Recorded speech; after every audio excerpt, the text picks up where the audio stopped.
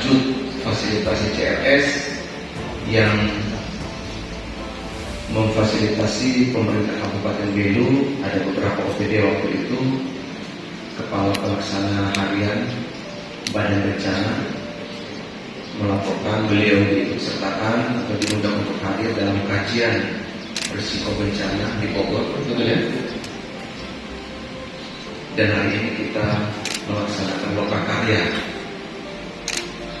Bapak Ibu, kalau kita berbicara penanggulangan risiko bencana, jadi pemerintah ini tetap kita pada koridor Undang-Undang Nomor 24 Tahun 2007 tentang penanggulangan bencana dan Peraturan Pemerintah Nomor 21 Tahun 2008 tentang penyelenggaraan penanggulangan bencana. Jadi dan beberapa peraturan turunannya. Kalau posisi pemerintah, terutama saya sekretaris daerah ex officio adalah Kepala Badan Pelaksana, Kepala Badan Penanggulangan Bencana. Ya, jadi dalam undang-undang itu sekretaris daerah adalah Kepala Badan Penanggulangan Bencana. Kalau betul ya. Pertama tentu kita bicara pra bencana, ya. Jadi kondisi ketika di mana tidak ada bencana. Ini kata undang-undang itu ya.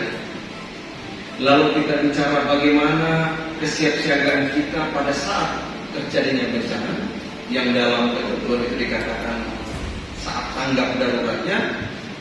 Lalu kita bicara bagaimana pasca bencana, rehabilitasi dan sebagainya. Ya. Oleh sebab itu Bapak Ibu, jadi ini 3 fase utama. Jadi ketika kita sudah terutama wilayah Kabupaten Belu dan Indonesia ini kan, kalau kita bicara rawan bencana, kita melihat kembali bagaimana seluruh wilayah Kabupaten Belu ini, bukan Belu saja, seluruh wilayah Indonesia sudah dipetakan, habis dibagi, ya, dibagi habis. Semua wilayah berpotensi bencana, kan begitu. Oleh sebab itu, dalam bukan tahap terjadi bencana, tahap tanggap darurat bukan terjadi. Jadi di undang-undang itu dikatakan pra bencana, kita juga tidak boleh lalai, harus selalu bersiap-siap. Tentu kita agak beda dengan Jepang, tetapi kita harus mencontoh bagian. Jepang itu wilayah yang bencananya itu kalau kita lihat itu luar biasa. Kehidupan sehari-hari, ya, itu sudah diedukasi, masyarakat disadarkan bagaimana tata cara ketika ada bencana. Kita juga, undang-undang ini mengajak kita bahwa 365 hari dalam 1 tahun itu adalah tahap yang namanya pra bencana. Syukur kita masuk tahap pra bencana. Kita tidak mengharapkan itu masuk dalam tahap tanggap darurat. Artinya sekali lagi sehari-hari keseharian kita itu adalah tahap atau kita berada pada masa pra bencana. Lalu apa yang kita lakukan pada masa ini? Ya. Ini ada 2 fase yang pra bencana.